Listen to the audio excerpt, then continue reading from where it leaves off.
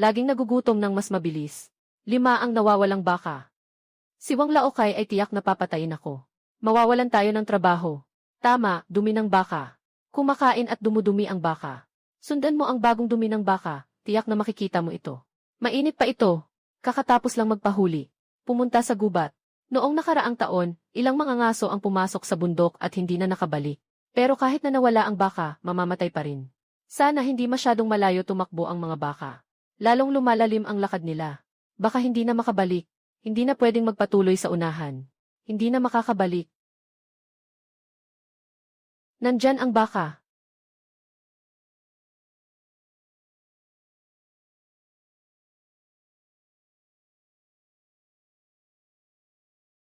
Sigurado akong mamamatay na ako. Patay na ang baka ni Wang Laokay. Kasama rin ako rito. Anong halimaw ito? Mas nakakatakot pa ang paghinga nito kaysa sa baka. Ito ang halimaw na bumangga sa akin at nagpalutang sa akin. Nagtatago siya ng pagkain. Kailangan ko ring makahanap ng paraan para makatakas sa pagkain. Huwag matakot. Kapag natakot ka, tiyak na mamamatay ka. Anong dapat ipag-alala sa buto ng ikalawang bata? Siguradong kayamanan ang batong ito. Ngunit hindi ito sulit na gisingin ang halimaw para dito. Gawin ang naaayon sa kakayahan. Nakatakot naman. Kung magising ang taong ito, tapos na tayo.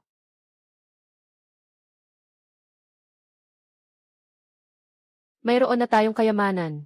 Pupunta sa bayan para magpalit ng pera. Baka makapagbuhay tayo ng maayos.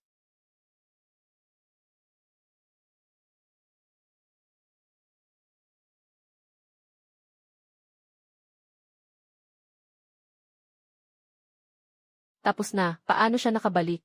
Nalaman na ba niya ako? Saan ka pupunta, hayop? Anong nangyayari? Ang malaking halimaw na ito ay hinahabol ng tao. Hindi ka makakatakas. Sinasabi ni Ginoong Lanking na totoo ang Diyos. Sana magkaroon din ako ng ganitong kakayahan. Hindi kayang talunin ng halimaw ang Diyos na iyon. Siguradong hindi na ito babalik. Ang Purple Jade Small Tripod ay isang kayamanan. Dapat may iba pang bagay dito. Huwag maging sakim. Magsimula na tayo. Hindi natin alam kung kailan babalik ang Diyos. Nakakainis. Sino ba ang nauna at kinuha ang aking premyo? Hindi ako makapaniwala. Akala mo makakatakas ka. Talagang swerte at malakas ang kapalaran ngayon. Hindi naman ganito. Naging bato na siya matapos sumipsip ng mga liwanag. Hindi ko maintindihan ang yaman. Sana ganun ako kagaling gaya ng Diyosa. Magdala ng pera at mamuhay ng maayos sa lungsod. Buti na lang nandyan lahat. Hindi ito panaginip, hindi alam ni King Xuan kung ano ang gagawin. Daloy ng enerhiya. Hindi maintindihan ang dantian. Nalilito na ang isip. Hindi ko alam ang mga salita sa Jade Tablet. Hindi na mabuksan ang maliit na palayok. Ang pera ang pinakamahalaga. Kinain ng halimaw ang baka ni Wang Laokay. Hindi na makapagtagal. May pera na, pupunta na sa bayan. Si Erwa, ang batang iyon, hindi pa umuuwi buong gabi. Hindi ka pa ba maghahanap? Pinarusahan tayo ng Diyos, 3 araw tayong hindi makakalabas. Walang problema kung nawala ang baka. Mahalaga na makauwi ang tao. Kahit na si Wang Laokay ay masyadong kuripot. Pero tinanggap ako. Itong 10 lay ang napilak. Sapat na para bumili ng 10 baka. Napanatili ang pangalan. Para hindi na sila pumasok sa bundok para hanapin ako. Ginoong Lanking.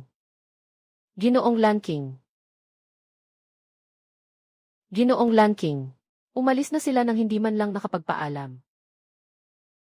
Paalam, King New Village. Kailangan ko lang umalis dito. Para may tumawag sa akin na ihan.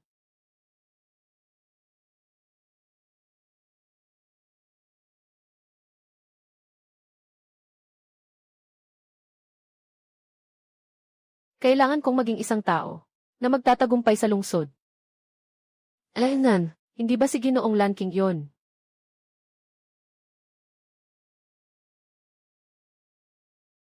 Tigil, bata. Bakit ka nandito? Umalis ka, hindi ito lugar para sa mga bata. Nandito ako para humanap ng tao. Lumayo ka.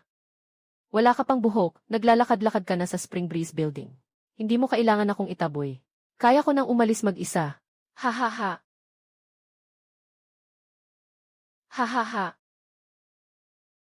Heto ang kaunting pera. Bumili ka ng makakain. Ibigay mo. Gusto mo, sagutin mo muna ang tanong ko. Kung may pilak ako, saan ko ito pwedeng ipapalit ng baryang tanso? Ganyan ka pa lang, may pera ka pa. Hindi ka layuan sa harap ng Jufu Money Exchange. Huwag ipakita ang kayamanan. 130 wen ang bayad, 15 wen ang serbisyo. Narito ang 5 manto para sa iyo. Hindi pa ako nakakain ng ganitong masarap na manto. Mahigit 1 oras na. Wala pa rin si Ginoong Lanking. May malaking piraso siyang pilak. Mahusay, nahuli mo siya, bata. Nakakaawa naman kung babaliin ang binti mo. Sandali, hindi ba pera ang gusto ninyo? Gusto ko ng pera. Pero gusto ko ring baliin ang binti niya. Sige, hawakan ninyo ang binti niya. Bitawan ninyo ako, mga hayop. Huwag kang mag-alala, sisiguraduhin kong mabasag ang iyong paa. Tulong, hehe. Tumawag ka, walang darating na tutulong sa'yo. Ginoong Lanking. Ginoong Lanking, ikaw ba ay isang Diyos? Si, yung babae. Ikaw ang nagdala sa kanya.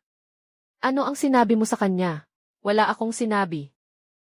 Ginoong Lanking, nakatagpo ako ng isang halimaw sa bundok. Yung Diyosa ang nagpalaya sa halimaw. Hindi ko siya nakakausap. Tumakas lang ako.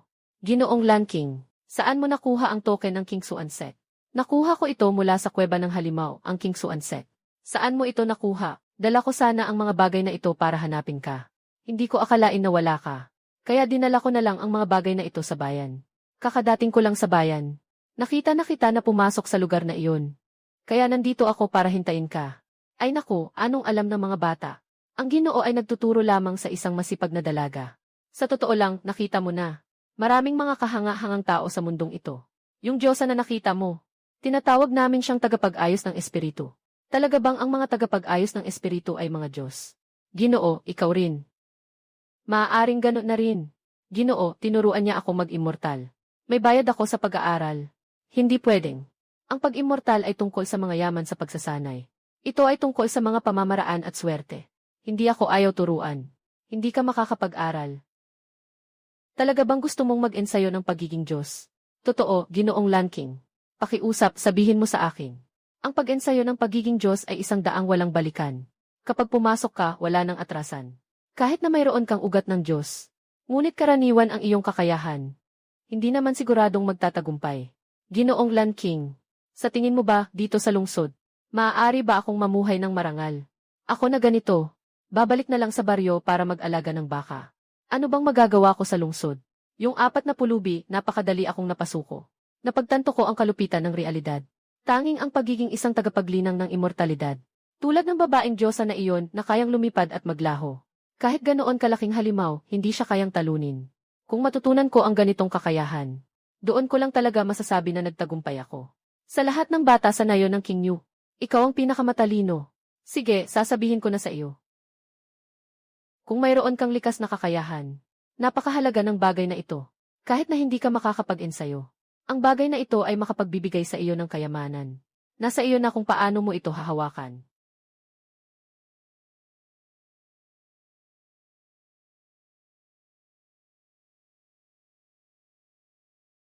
Ito na ang aking tanging pagkakataon.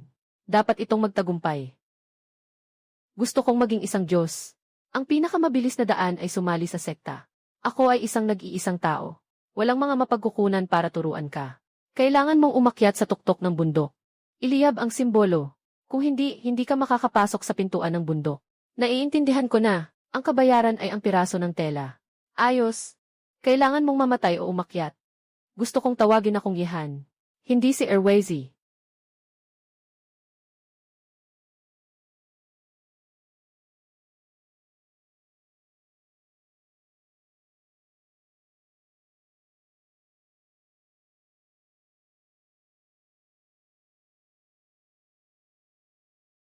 Ang laki ng ibon.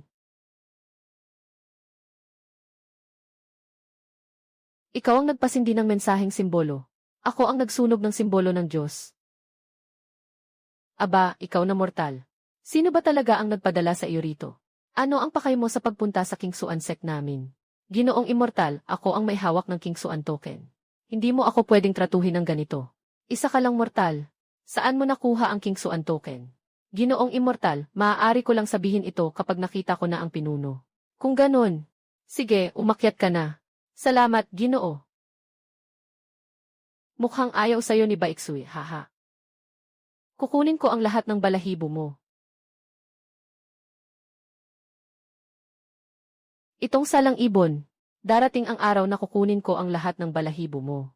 Nasa ganitong malalim na gubat ba ang mga sekta ng mga nag-aaral ng immortalidad? Hindi nakapagtataka na kailangan ng mensahe. Matagal nang hindi makapasok. Isang araw gusto ko ring maging katulad ng mga taong ito. Sumakay sa espada at lumipad. Malayang maglakbay sa mundo.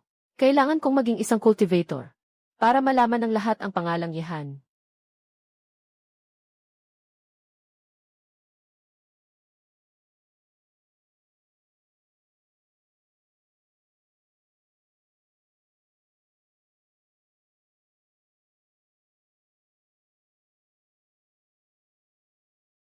Darating ang araw na aalisin ko ang lahat ng balahibo mo. Sumama ka sa akin.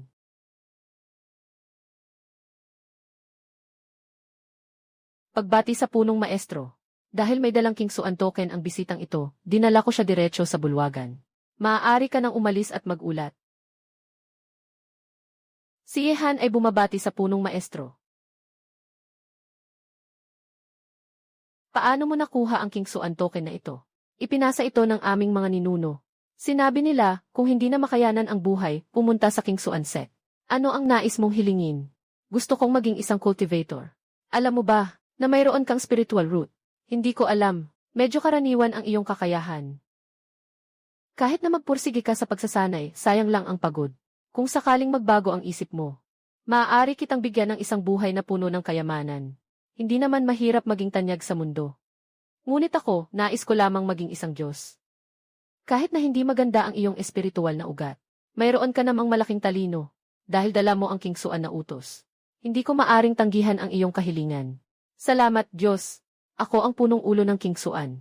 Maaari mo akong tawaging punong ulo. Hindi basta-basta tinatawag ang mga Diyos. Ako ang punong ulo. Pumunta ka sa tabi ng bulwagan at maghintay ng kaayusan. Ano, kailangan ibigay ang mga pundasyon na gamot sa pagkakataong ito. Mortal. Kahit na may dalang King Xuan Ling, hindi pa rin ito posible. Si Ginoong Wu ay may dalang King Xuan Ling. Ayon sa alituntunin, kailangan magbigay ng isang piraso ng Zujidan para sa isang peking espiritu na may 4 na ugat. Sayang lang ang pagkuha ng Zujidan nga. Isa lang naman itong peking espiritu. May dalang Zujidan. Kulang talaga ang mga dan para sa pundasyon. Mas mabuti kung ibibigay ito sa mga disipulo na may pag-asa. Tahimik. Tinawag ko kayo hindi para pag-usapan ang pagmamay-ari ng dan. Dapat ibigay ang dan. Ito ang itinakda ng ating mga ninuno. Ayon sa tuntunin, kailangan din siyang bigyan ng katayuan bilang isang disipulo ng panloob na pintuan. Tinawag ko kayo dito para pag-usapan kung aling bundok ang tatanggap sa kanya. Kung gusto ng pinuno, pwede rin siyang sumali sa Xuantian Peak ko. Pero kailangang ibigay ang Zujidan. Sa Xuantian Peak ko, magaling kang magplano. Ayon sa patakaran, dapat ibigay sa kanya ang Zujidan. Ikaw libre mong hinihingi, ako hindi. Bigyan siya ng mga gamit at kayamanang pampagsasanay. Ang Zujidan ay para sa maihawak ng King Xuan Order. Kung paano niya ito gagamitin, siya na ang bahala. Kung ayaw ninyong lahat tanggapin, halika na lang sa Kixuan Peak ko. Wala namang halaga ang bundok ko. Walang hinahangad, walang inaasam. Kung ganoon, punta tayo sa Kixuan Peak. Kung walang aberya, dapat nandyan ito sa huling bundok. Ang mahalaga ay ang Foundation Establishment Bill na kasama ng King Xuan Order. Iyan ay isang mainit na patatas. Kung hindi ito maayos na mahawakan, maaaring hindi ako magtagal. Gusto mo bang sundin ang sinabi ni Ginoong Lanking? Palitan ang pundasyon na pil. Nakilala ko na ang punong guro. Nakilala ko na ang 2 nakatatandang guro. Ito ang 5 nakatatandang guro ng Xuan Huang Peak. Ito naman ang 7 nakatatandang guro ng Kixuan Feng. Magandang araw po, 5 nakatatandang guro. Ano ang pangalan mo, 7 nakatatandang guro? Ang apelyido ko ay Ye, pangalan ko ay Han. Ang Han sa kakulangan. Simula ngayon, dito ka na mag-ensayo sa 7 Xuan Peak. Sana magtagumpay ka sa iyong pagsasanay. At maabot mo ang ranggo ng mga immortal. Maraming salamat, 7 matanda. Ye Han, ayon sa patakaran, ibinalik mo ang King Xuan token. Maaari ka nang sumali sa aming sekta. Sa labas ng panloob na pinto ay may isang pundasyon na pil. Gantimpala, ito ay para sa iyo. Salamat sa biyaya ng guro. Ye Han, napansin kong wala ka pang espiritual na presensya. Siguro hindi ka pa nagsisimulang mag-aral ng mga teknik. Talagang hindi pa ako nag-aral ng mga teknik ng mga Diyos. Hindi ka pa nag-aral. Hindi mo alam ang hirap ng daan ng pagsasanay. Ang pagpasok sa yugto ng pag-aalaga ng ki ay nangangailangan ng ilang buwan upang maunawaan ang pakiramdam ng ki. Mula sa simula ng pag-aalaga ng ki hanggang sa ganap na yugto ng pag-aalaga ng ki. Maraming mga mapagkukunan ng pagsasanay ang kinakailangan. Minsan ay ilang taon. Minsan ay maaaring umabot ng ilang dekada. Ang pundasyon ng elixir ay ginagamit para sa pag-atake sa yugto ng pundasyon. Kung patuloy mo itong itinatago, sayang lang. Mas mabuti pang palitan ito ng mga mapagkukunan ng pagsasanay na pinakakapaki-pakinabang sa kasalukuyan. Salamat sa iyo, ikalimang matanda, sa iyong mga aral. Tama ka, ikalimang matanda. Talagang matagal na akong hindi gumagamit ng mga pundasyon na pil. Guro, ano sa tingin mo ang mas angkop na kapalit para sa akin? Mas mabuting palitan ito ng mga pil para sa pagsasanay o mga yaman para sa pagpapabuti ng katawan. Ikaw ay isang mortal. Mas mabuti kung palitan ito ng mga pil para sa pagsasanay o mga yaman para sa paglilinis ng katawan. O maaari ring sabihin, maganda rin na palitan ng isang yungib na puno ng espiritual na enerhiya. Sulit na ipagpalit ang pil ng foundation sa mga kailangan mong resources. Ang apo ko ay nasa huling yugto ng key refining. Kailangan lang niya ng isang pil ng foundation para makamit ang foundation establishment. Huwag kang mag-alala, ibibigay ko ang mga resources na kailangan mo. Ikaw ang magpapalakas, Fifth Elder. Sige, ipagpapalit ko na sa inyo. Hindi ko alam kung gusto mo bang palitan ang elixir o ang yaman para sa pagpapabuti ng katawan. Gusto kong palitan ito ng isang lugar na puno ng espiritu. Bakit mo kailangan ng ganung lugar? Para mag-aral sa lugar na puno ng espiritu. Mas mabilis ang progreso. Wala akong angkop na lugar para sa iyo. Mas mabuti pang palitan mo na lang ang elixir o kayamanan. Hindi kita pababayaan na mapahamak. Dahil gusto mong palitan ang lihim na pugad. Mayroon akong angkop na pugad na pwedeng ipalit sa iyo. Ang lakas ang mas mataas. Walang dapat ikatakot. Kung ganito nga, ipapalit ko na lang sa ikapitong matanda. Ito ang utos ng proteksyon sa pugad. Salamat, ikapitong matandang elder. Ganyan ay patas naman. Maghiwa-hiwalay na kayo. Ikapitong elder, ano nang ginagawa mo? May isa akong alagad na nangangailangan ng Zujidan. Bakit nakatayo ka lang dyan? Hindi ka pa ba sasama sa akin? Ang Kixuan Peak ay...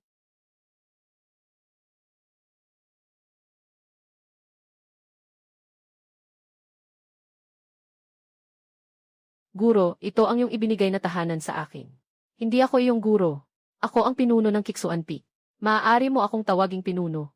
At ito ay iyong pinalitan gamit ang foundational pill. Hindi ito ibinigay ko. Ibigay mo sa akin ang token. Sa huli, muling inuulit ko. Ang pagiging isang tagasunod ng immortalidad ay nakasalalay sa sarili mo. Binago ko na ang iyong kapangyarihan ngayon. Maglagay ka lang ng isang pariralang pasalita para makapasok at makalabas.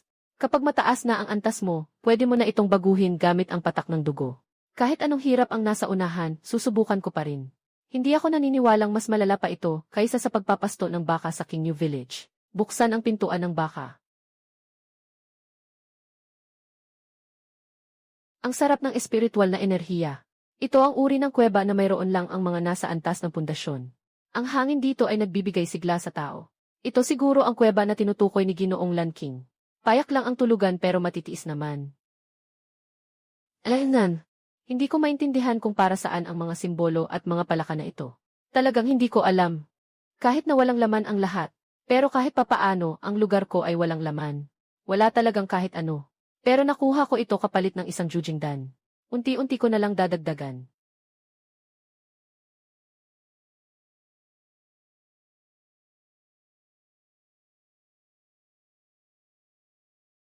Hindi pwedeng maghintay lang sa loob ng kuweba.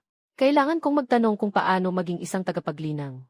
Ang pintong ilang libong kilo ang bigat, automatikong nagbubukas at nagsasara. Ang galing talaga. Talagang kahanga-hanga ang kakayahan ng taong ito sa pag-akyat sa mga Diyos. Ang laki ng batong ito. Malamang ay ilang libong kilo ito. Kaya nitong magsara ng mag-isa. Kapag nakasara na, parang paraiso na ito.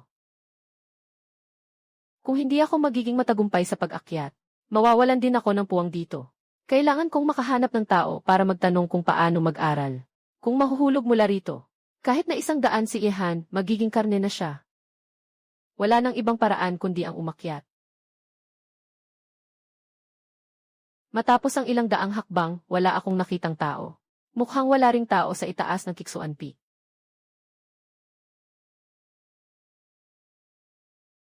Magandang araw po, Ginoo.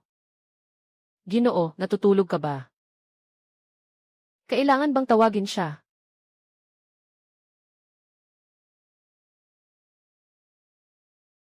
Bata ka, wala ka bang takot sa buhay mo? Nangangahas kang istorbohin si Liu habang natutulog. Yung huli na istorbo sa kanya habang natutulog ay naglaho na parang usok. Kapatid, salamat sa pagligtas mo sa akin. Nakakagulat, ikaw isang mortal.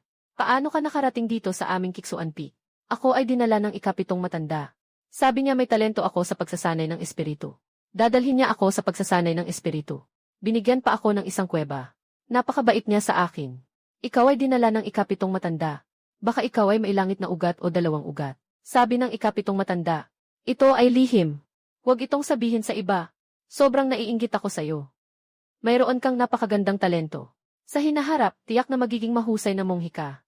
Ako, iba ang sitwasyon. Ang talento ko ay naku. Ang taong nagbigay ng pagkakataon ay itong kabataan. Kuya, hindi ko pa alam kung paano mag-aral. Maaari mo ba akong turuan? Itong kapatid na guro. Huwag kang mawala ng pag-asa. Nakikita kong ikaw ay isang masipag na tao. Hindi pa babayaan ng langit ang mga masisipag. Naniniwala ako sa iyo. Siguradong magiging dakilang tagapagsanay ka. Ayos lang basta't sapat ang pagsisikap ko. Tiyak na magiging mataas na guro ako. Kapatid na guro, paano kita tatawagin? Ako si Ihan, kapatid na Ye. Ako si Zhang Qingshan. Nasa ika-1-0 na antas ng key-training ako. Napaka mapagpakumbaba mo, kapatid na Zhang. Kahit na lumampas na ang aking kakayahan sa iyo. Ikaw ay palaging aking nakatatandang kapatid. Yung ginawa mong pagligtas sa akin kanina. Talagang nagpapasalamat ako. Haha, buti na lang bata ka. Kung hindi, baka ako'y maantig na. Sa paraan ng iyong pagsasalita, mukhang marami kang nabasang libro. Talagang maganda. Ano ang silbi ng pag-aaral? Mas mabuti pa ang maging isang cultivator. Ang makalipad at makapag-teleport, napakaganda. Alam mo ba ang tungkol dito?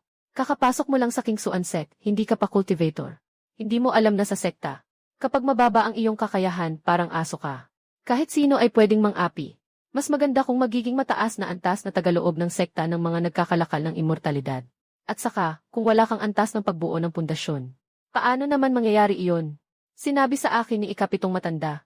Sa Kingsuan sect, mabilis akong magiging tagapagsanay ng immortalidad. Makakalipad at makakapagtago sa lupa. Walang imposible. Mukhang hindi ka niloko ni ikapitong matanda, kapatid na Ye. Sa iyong talento, dapat mabilis kang magiging isang tagapagsanay ng immortalidad. Basta't mahanap mo ang tamang paraan ng pagsasanay para sa iyo.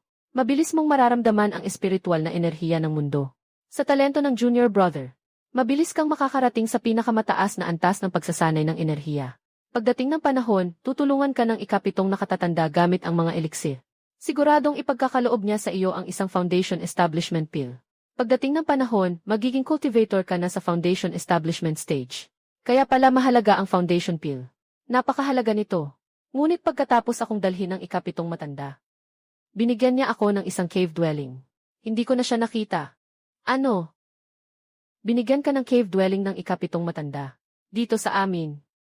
Tanging ang mga nagtatayo ng pundasyon ang may karapatan na magkaroon ng sariling kuweba, na may sarili nilang kuweba, para sanayin ang espiritu ng langit at lupa. Hindi ito basta-basta na ulit-ulit. Mas epektibo ang pagsasanay. Anong silbi ng kuweba? Hindi pa ako naipasa ng 7 na nakatatandang tao ang aking pamamaraan. Wala akong magawa kundi matulog at kumain. Talagang sayang naman iyon. Dapat mong malaman na mayroong espiritual na pagsasama sa aking yungib. Zhang, mukhang matagal ka na ring nag-ensayo. Bakit hindi mo ako turuan ng ilang pamamaraan ng pagsasanay? Bilang kapalit, maaari kang mag-ensayo sa aking yungib. Totoo ba talaga? Siyempre totoo. Tinutupad ko ang salita ko. Sige, tuturuan kita. Paano kung magalit si Elder 7 sa akin? Pero sayang naman kung palampasin ang pagkakataon. Brother Zhang, sasabihin ko na ng tapat. Ang tinitirhan kong kuweba ay masyadong mataas. Mahirap para sa akin na umakyat mag-isa. Gusto kong humingi ng tulong sa iyo. Tungkol sa kung ibabahagi mo sa akin ang iyong kasanayan. At ang mga bagay sa pagsasanay. Ikaw na ang bahala dyan. Masyadong mataas ang kuweba na tinitirhan mo. Anong nangyari? Sundan mo ako at malalaman mo. Talaga namang si matandang ikapitong. Ang taas-taas ng iyong kuweba. Paano ako akyat at bababa doon? Bata pa lang, anong masama ang magagawa niya? Senior Zhang, narinig ko sa iyo. Ikaw ay nasa ika-1-0 antas ng paglinang ng ki. Gaano katagal mong naabot ang antas na ito? 11 taon na akong nagsasanay. Yung mga kasama kong nag-aral ay namatay na o nagkahiwa-hiwalay. Tanging si Ming Shiji na lang ang naging foundation establishment na cultivator. Hindi ko akalain na napakahirap ng pagsasanay sa cultivation. 11 taon na, 1-0 na antas lang ang naabot. Kahit gaano kahirap, susubukan ko pa rin. May talento ka. Siguradong mas mabilis ka kaysa sa akin. Zhang Shiji, tingnan mo, nandyan sa itaas ang aking cave dwelling. Gaano kahirap umakyat. Kaya't gusto kong humingi ng tulong kay Zhang Shixong sa loob ng ilang panahon. Iwan mo sa akin. Zhang Shixong, talagang napakahusay mo. Mas mahusay ka kaysa sa lahat ng mga bihasang mandirigma. Ano ang halaga ng mga bihasang mandirigma? Sa ating mga mata ng mga nag-aaral ng immortalidad. Isa lamang akong langgam. Kapatid Ye, ito ba talaga ang yung kuweba mula sa ikapitong matanda? Totoo, kung hindi ka naniniwala, isasama kita sa loob. Buksan ang pintuan ng Newman. Sobrang naiinggit ako. Kailan kaya ako magkakaroon ng sarili kong kuweba? Kapatid Zhang, pumasok ka at umupo. Napakalaki ng tulong na ibinigay mo sa akin. Wala akong paraan para pasalamatan ka. Talagang magandang lugar ito. Kapatid na Ye, sobrang naiinggit ako sa swerte mo. Kapatid na Zhang, ikaw na lang ang natitirang kaibigan ko sa bundok. Basta't ituring mo akong kaibigan. Malugod kitang tinatanggap dito sa aking lugar para mag-aral. Totoo ba? Siyempre. Ye, kung ganito ang tingin mo sa akin. Tiyak na ituturo ko sa iyo ang paraan ng pagsasanay. Walang itinatagong kaalaman. Huwag kang mag-alala, nandito ako. Mabilis kang makakapagpasok sa mundo ng pagsasanay. Salamat, Zhang. Hahaha, pagkatapos nito ay aasa na ako sa iyo, kapatid na guro. Anong nangyayari? Ikatlong araw na ito. Wala pa rin akong nararamdaman. Yung sinasabi ni Zhang Qingshan na pakiramdam ng espiritu. Kung ganito ang mangyayari, maaaninag din ako ni Zhang Qingshan balang araw. Kapatid na Ye, lumabas ka sandali. Kapatid na Ye, wala ka pa rin bang progreso?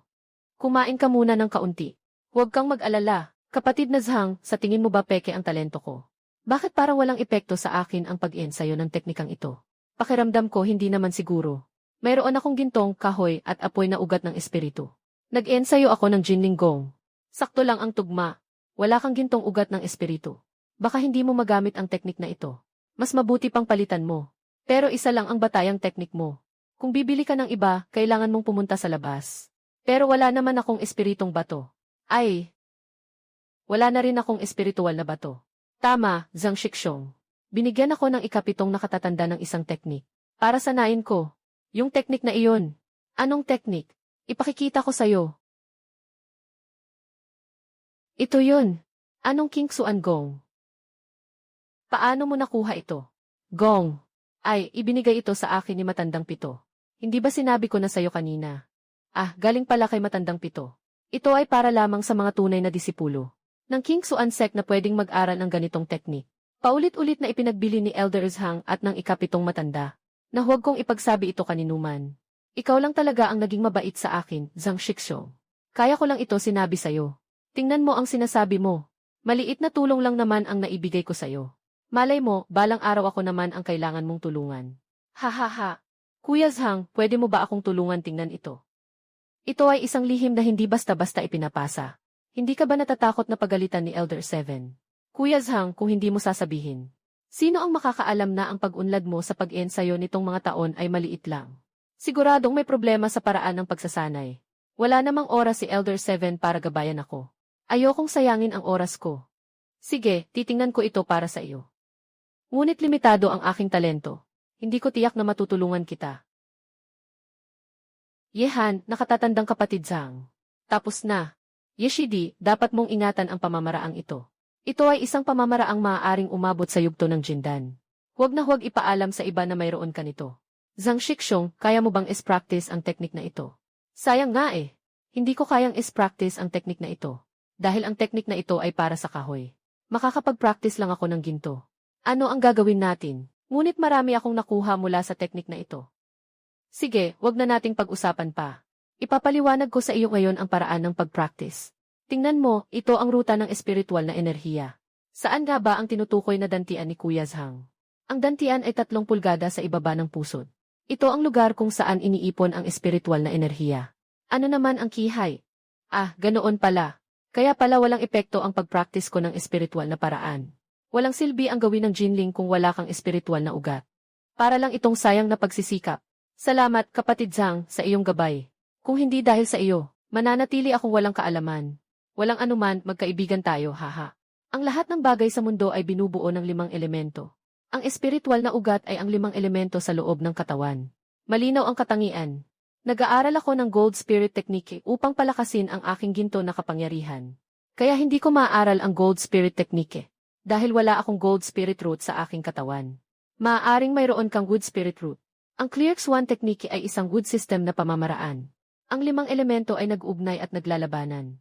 Bagamat hindi ko maaaral ang Clearx One Technique, ngunit makakakuha ako ng mga aral mula rito sa pagsasanay. Subukan kong gawin ang King Suan Gong. Tingnan kung makakaramdam ako ng espiritu ng kahoy. Dapat ay kaya ko. Sagana ang espiritu sa iyong yungib. Mas mabilis ang progreso. Sa susunod na 2 araw, detalyado kong ipapaliwanag sa iyo ang mga pamamaraan at mga aral sa pagsasanay. Kailangan mong tandaan ng mabuti. Talagang mag-aaral ako ng seryoso. Nararamdaman ko na. May komportableng hangin na pumapasok. Walang ganitong pakiramdam noong nag-practice ako sa Jin Linggong.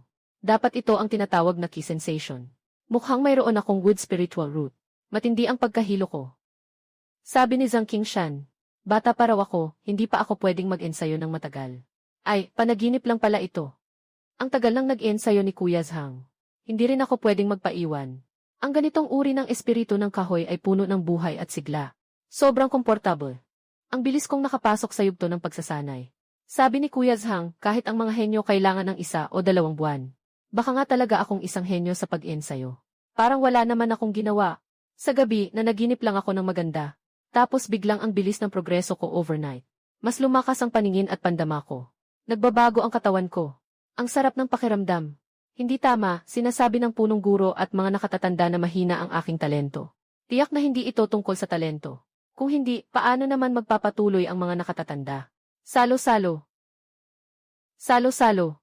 Nakaabot na ako sa 11 layer ng Qi refining stage. Mahigit 1 taon na. Nasa bottleneck na ito ng mahigit 1 taon. Kung hindi mo ako pinayagan makita ang King Suan Gong, at pinahiram mo pa ang yungib mo para mag-ensayo ako, hindi ko rin magagawa ng ganun kabilis. Walang anuman, magkaibigan naman tayo. Junior Brother Yi, ikaw ay nasa Qi refining stage na. Parang 1 araw lang ang lumipas.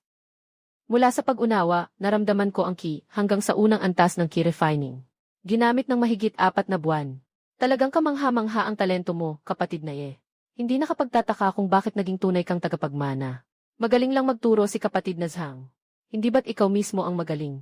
Kapatid na Zhang, medyo nagugutom na ako. Pakisuyo naman, hanapan mo ako ng makakain. Sige, kapatid na Ye. Sandali lang, pupunta na ako. Iba na itong maliit na palayok kumpara sa dati. Siguradong dahil sa kanya. Ang bilis ng pag-unlad ng aking kakayahan. 9 sa 10, may kinalaman ito sa kanya. Anong nangyayari? Bakit bigla itong bumalik? Kahapon, bato pa ito. Ngayon ay naging lila na naman. Sa yungib ng halimaw, nagbago siya ng kulay. Pagkatapos ay naging parang bato. Kahapon, nang kunin ko ang King Suan Gong, sinadyang isiniksik ko ito sa aking dibdib. Ngayon ay bumalik na siya. Naisip ko ng mabuti. Ang bilis ng pag-unlad ng aking kakayahan. Maaaring talagang may kinalaman ito sa lila na dingding. Hindi ito isang simpleng kayamanan.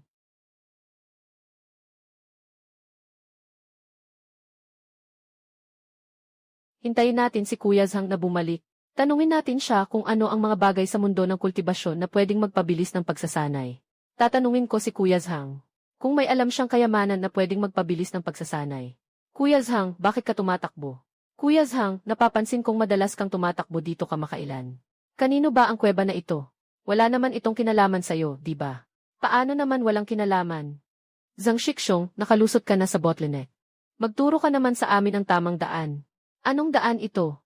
Ako, puro pag-aaral lang. Ilang araw ka nang pumupunta dito sa Yongyong. Ayaw mo bang magpaliwanag? Gusto lang naming makakita. Huwag kang masyadong madamot, Zhang Shixong. Ayaw ng may-ari ng kuweba sa mga estranghero. Nandito na si Zhang Shixong. Ako ay isang karaniwang disipulo. Magandang araw sa inyo, 3 Shixong. Ito si Yihan Shidi. Siya ang may-ari ng kuweba na ito. Sai is talagang iyo ba ang yung kuweba? Hindi ito, aking kuweba. Ito ay pansamantalang ibinigay sa akin ng punong guro. Zhang Shixing, gutom na ako. Pumasok ka na, Sai is Maaari tayong pumasok sa iyong kuweba. Hindi pwede, anong klaseng tao itong batang ito? Bakit sobrang nagpa-pleasing si Zhang Qingshan sa kanya? Mga kapatid na disipulo, tingnan ninyo, ano bang meron itong si Yihan? Paano siya magkakaroon ng sariling kuweba? Naalala ko, ang kuwebang ito ay sa punong guro ng Kiksuan Peak. At si Ihan ay ginagamit ito.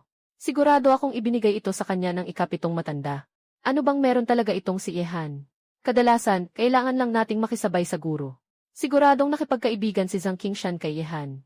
Kaya naman sa napakaikling panahon, umakyat siya sa 11 na antas ng kasanayan. Tara na! Marami pang itinuro sa atin ang guro na dapat gawin. Tara na, tara na. Tumigil kayong tatlo. Sino po ang nakatatanda? Kung may kailangan kayo, huwag niyo nang alalahanin kung sino ako. May isang bagay na kailangan ninyong asikasuhin. Kung magagawa ninyo ito ng maayos, may malaking gantimpala ako para sa inyo. Ito ay isang magic tool. 3 magic tool ang ibinibigay. Mahalaga ang mga ito. Madali lang ang ipapagawa ko sa inyo. Ipakalat mo ng maayos ang totoong pagkatao ni Ihan. Huwag mong hayaang maging komportable at malaya siya sa Kiksuan Peak. Kung ganoon, maaari bang magtanong, Ginoo? Ano ba talaga ang pinagmulan ni Ihan? Paano siya napunta sa kuweba ng 7 matatanda? Yikset, sobra kayong mag-isip. Wala siyang anumang kaugnayan sa 7 matatanda. Swerte lang siya. Nakasandal sa isang Kingsuan talisman. Diretso siyang naging disipulo ng panloob na pinto sa ating Kingsuan sect. Nakatanggap pa siya ng isang Foundation Establishment Pill. Yung kuweba ay kapalit ng Foundation Establishment Pill na ibinigay ng batang iyon. Ginoo, nang iinsulto ka ba sa amin? Dahil sa aking katayuan. Kailangan bang lokohin kayo, mga nakababatang henerasyon? Sige, pangako ko sa'yo, nakatatanda. Pero kung may mangyaring masama, saan tayo kukuha ng pera?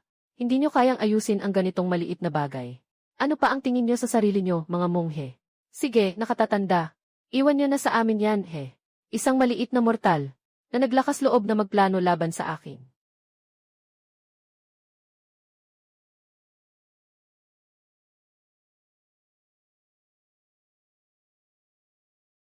Zhang Shixong, may gusto ka bang sabihin sa akin?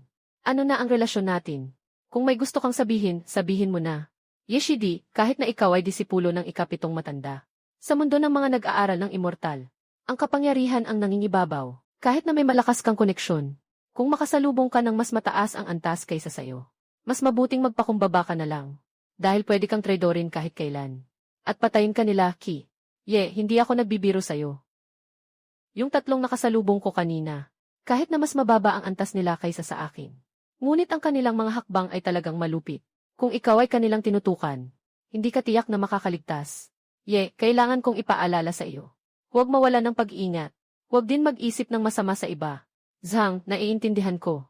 Salamat sa iyong paalala. Tiyak na maaalala ko ang mga sinabi mo. Basta tandaan mo na lang. Hindi masayang ang aking pagsisikap. Tama, Zhang Shixong. Ang mga kasanayan ng mga nag-aaral ng immortalidad. Hindi ba dapat mayroon ding mga uri ng immortal na sining? Mayroon ka bang naiisip? Maaari mo ba akong turuan? Kapatid na ang kasalukuyan mong pinapraktis ay ang teknik ng elemento ng kahoy. Sakto lang, wala akong ganyang teknik. Kahit anong mahika ng elemento ng kahoy, hindi ko rin maituro sa'yo. Pero ang mga karaniwang mahika ng kahoy ay napakamura lang. Hintayin mo lang ng kaunti. Kapag nakuha ko ang sahod ko sa susunod na buwan, bibilhan kita ng isa. Pero may isa akong payo para sa'yo, kapatid. Sa kasalukuyan mong kakayahan, masyado pang malayo para makapagpalabas ng mahika. Kailangan mo munang maabot ang yugto ng key refinement. Sa gitnang bahagi bago mo magawa ito. Ganito na lang. Kailangan ng mga nag-aaral ng mahika ng kapangyarihan para makapagpalabas ng spells. Kung kulang ang kapangyarihan, hindi mo maipapagana ang mahika. Halimbawa, kung maliit ang lakas mo ngayon, gusto mong buhatin ang isang balde ng tubig. Hindi ito possible. Kailangan ng sapat na lakas para buhatin ang isang balde ng tubig. Hindi ko alam kung naiintindihan mo. Na ba? Naiintindihan ko na. Kapatid Zhang, mag-aaral ako ng mabuti. Oh, tama, Yeshidi. Kahit na hindi ka makapag-aral ng mga spell. Pero maaari ka nang magsimulang mag-ehersisyo ng body refining technique. Ano ang body refining technique? Nakikita mo na ngayon. Ang body refining technique ay ang pag-ehersisyo ng ating katawan. Gamit ang kapangyarihan ng magic upang sanayin ang ating sarili. Palakasin ang sariling lakas. Palakasin ang depensa. Huwag mong maliitin ang halaga ng katawan. Maraming mga baguhang tagapag-akyat ng mga bundok ang hindi nag-ehersisyo. Kapag talagang nakipaglaban sa isang tagapag-akyat, kapag naubos na ang kapangyarihan, maaari pa rin tayong makipaglaban gamit ang katawan. At saka, kung makakaranas ka ng hadlang sa iyong pagsasanay, mas matibay ang katawan, Maaaring tiisin ang mas malakas na epekto ng kapangyarihan. Sa kabuuan, napakahalaga ng pagpapalakas ng katawan. Tanging mga benepisyo lamang ang hatid nito. At limitado ang oras ng bawat pagsasanay ni Ginoong Ye. Sa pagpapalakas ng katawan, mas mabuti na nga yan. Kapatid na Zhang, maaari mo ba akong turuan ng paraan ng pagpapalakas ng katawan? Kapatid na Li, may nalaman ka na ba? May balita ka ba? Tungkol kay Yehan, mukhang totoo nga ang sinabi ng nakatatanda. May narinig din akong ganoon. Mukhang ganoon nga. Lily, hindi ba't si Zhang Qingshan ay yakap-yakap ang malaking hita? Hehehe, nga. May nakuha na ba kayong balita? May nakuha ako. Yung sinumpang Yehan. Tama nga siya sa sinabi ng nakatatandang iyon. Dala-dala niya ang Kingsuan Ling papunta sa aming Kingsuan Men. Nakatanggap siya ng isang foundation establishment pill. Kapalit ng kuweba mula kay Elder Qi. Ngunit ang sinumpang Zhang Qingshan ay nakasandal sa hita ni Yehan. May pagkakataon akong ayusin siya sa hinaharap. Tungkol sa isa pang balita. Nalaman niyo na ba ito? Anong balita? Yung ikalimang matanda ng 5 elemento P ay nakipagtalo sa ikapitong matanda ng 7 Mystic P dahil sa isang foundation establishment pill ni Ihan. Nagkaroon sila ng pagtatalo. Sa huli, ang ikapitong matanda ay nagpalit ng kanyang kuweba para sa pill. Alam niyo ba kung ano ang ibig sabihin nito? Zhang Shixiong, ang ibig mo bang sabihin ay ang taong dapat nating tulungan ay iyon? Huwag mag-alala, personal kong pinuntahan ang Wuxing P. Nagtanong ako sa ilang mga nakatatandang kapatid. Totoong may ganitong pangyayari. Yung isa ay para sa kanyang apo. Iyon ay para sa kanyang sariling apo. Kaya mga kapatid, kailangan talaga nating gawin ito ng maayos. Mayroon ba kayong mga ideya? Susundin ko ang dalawang nakatatandang kapatid. Simple lang ang plano ko. Una, ipapahayag ang tunay na sitwasyon ni Ehan sa loob ng pinto. Hayaan ang ilang tao na harapin siya. Subukan natin. Tingnan kung talagang wala na siyang ibang tulong. Tingnan ang reaksyon ng ikapitong matanda.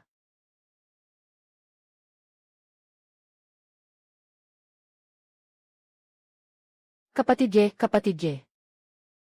Anong nangyari, Zhang Shixiong? Magsabi ka sa akin ang totoo. Totoo bang ikaw ay disipulo ng ikapitong matanda? Zhang Shixiong.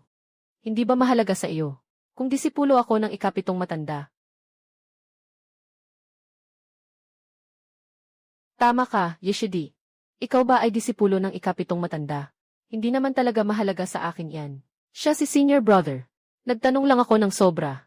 Ye, kumakalat na ang mga balita tungkol sa iyo sa labas. Hindi ito maganda para sa iyo.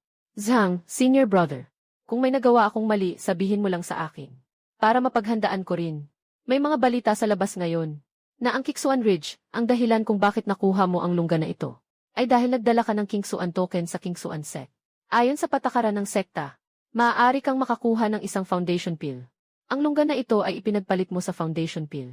Kaya hindi ka talaga disipulo ni Elder Qi.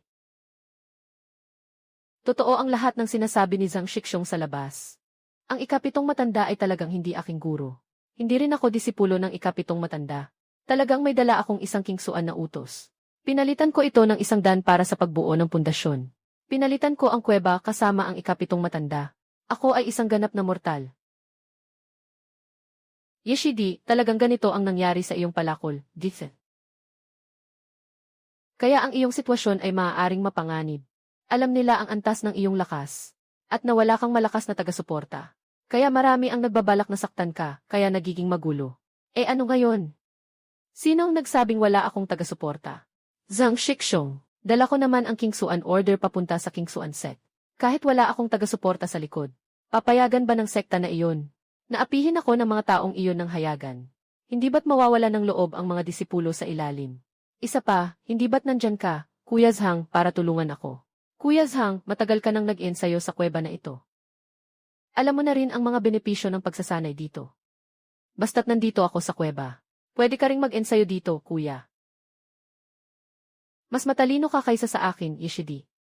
Palitan ang foundation pill ng cave. Mahirap para sa kanila na balak-balakin ka. Ngunit, Yeshidi, huwag kang mag-alala. Hanggat nandito ako, walang makakapang-api sa iyo. Na mas mababa sa foundation stage. Tama, Yeshidi. May isang bagay akong gustong itanong sa iyo. Paano ka nagkaroon ng Kingsuan Gong? Mayroon akong Kingsuan Ling. At mayroon din akong Kingsuan Gong. Hindi naman siguro nakakagulat, di ba? Ha ha ha ha. Nga, masyado lang akong nag-isip. Sa totoo lang, iniisip din ni Yehan ang tungkol sa sarili niya. Natagpuan ang King Xuan Ling, ang King Xuan Gong at ang Purple Ding. Pareho ring natagpuan sa iisang pakete. Ibig sabihin, ang tunay na nakakuha ng bagay na ito ay dapat na isang disipulo ng King Xuan Men. At hindi basta-bastang disipulo ng King Xuan Men. Tungkol sa babaeng iyon, mukhang isa rin siyang tao ng King Xuan Men. Kailangan kong magsikap at mag-ensayo para maging tunay na tagapaglinang ng immortalidad. Tama nga pala, Kuya Zhang. May isa pa akong bagay. Pakibantayan mo naman. Kung sino talaga ang nagpapakalat ng chismis tungkol sa akin sa sekta. Naiintindihan ko, tutulungan kitang bantayan yan. Kailangan mo ring maging mas maingat sa mga ganitong bagay. Kung hindi naman kailangan, hanggat maaari, huwag kang lalabas ng kuweba. Hintayin mong magkaroon ka muna ng kakayahang ipagtanggol ang sarili bago lumabas. Huwag kang mag-alala, kaya kong manatili rito. CJ, Ngayon, ayon sa napag-usapan natin. Simulan mo na ang pagsasanay ayon sa plano. Dahil hindi ko rin alam kung gaano katagal kita matutulungan. Anong ibig mong sabihin, Zhang Shixiong?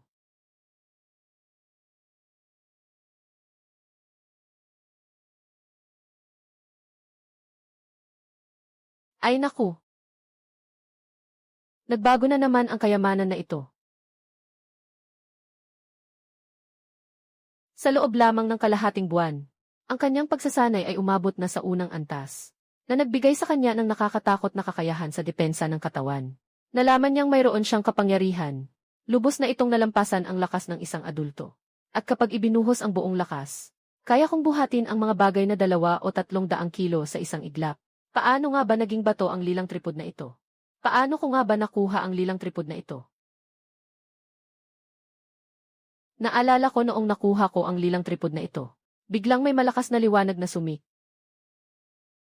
Noong una, mabagal ang pag-usad ko sa pag-ensayo ng King Xuan Gong. Ngunit pagkatapos ng isang gabi, bigla akong umabot sa unang antas. Kasabay nito, ang purple na dingding ay bumalik sa kulay purpura. Dapat ay sumipsip ito ng espiritual na enerhiya. Habang natutulog ako at ibinabalik ito sa akin. Mas epektibo pa kaysa sa elixir. Sayang, wala akong gaanong kaalaman sa mundo ng mga cultivator. Hindi ko alam kung paano ito gamitin ng tama. Ito ay tiyak na isang kayamanan. Kung hindi ito ilalagay kasama ng King Xuan Ling. Sandali lang. Kahapon, wala itong laman. Bakit ngayon ay may isang berdeng liwanag? Kasing laki lang ng daliri. Berde at nagniningning. Saan galing ang liwanag na ito? Mahigit 10 araw na akong nag-aaral ng King Xuan Gong. Nasa 2nd antas pa rin ako ng key training. Wala pa ring senyales ng pagbuti. Baka talagang mahina ang talento ko. Pero mabilis naman ang progreso ko sa body training. Ngayon, mukhang payat na ako. Pero may laman na ako sa katawan. Mas malakas na rin ako. Yung batong upuan ng mga 200 kilo. Dati ay hindi talaga kayang ilipat. Ngayon ay medyo kaya ng buhatin. Mas malakas kaysa sa karaniwang matatanda. Siyempre, hindi ito kayang talunin ng mga nag-ensayo sa martial arts. Naku, hindi pa bumabalik si kapatid Zhang. Sapat na lang ang pagkain para sa isang pagkain. Kailangan kong lumabas para maghanap ng makakain. Kahit na may mga balita tungkol sa akin sa labas na maaaring delikado. Pero ang Kixuan Feng ay bahagi pa rin ng panloob na sekta. Lahat tayo ay mga disipulo ng sekta. Dapat hindi sila basta-basta mangangahas na umatake. Basta mabilis lang ako at agad ding babalik. Sabay na rin titingnan ko kung ano nga ba talaga ang mundo ng mga tagapaglinang ng immortalidad. Ang tagal ko na rito pero hindi ko pa talaga ito nalilibot. Ikaw ba si Yehan? Ako nga si Yehan. Maari ko bang malaman kung anong kailangan mo, kuya? Ako si Jin Feng Xuan. Simula ngayon, sumama ka na sa aking Xuan. Sa ilalim ng aking proteksyon. Walang sinuman sa Kixuan Peak ang magtatangkang saktan ka. Talaga, maraming salamat po, Kuya Jin Feng. Bilang magkapatid sa iisang paaralan, dapat tayong magmahalan at magtulungan. Sa hinaharap, aasa na lang ako sa tulong ni Kuya Jin Feng. Talagang marunong kang makisama. Ang likod na ito ba ang iyong lungga?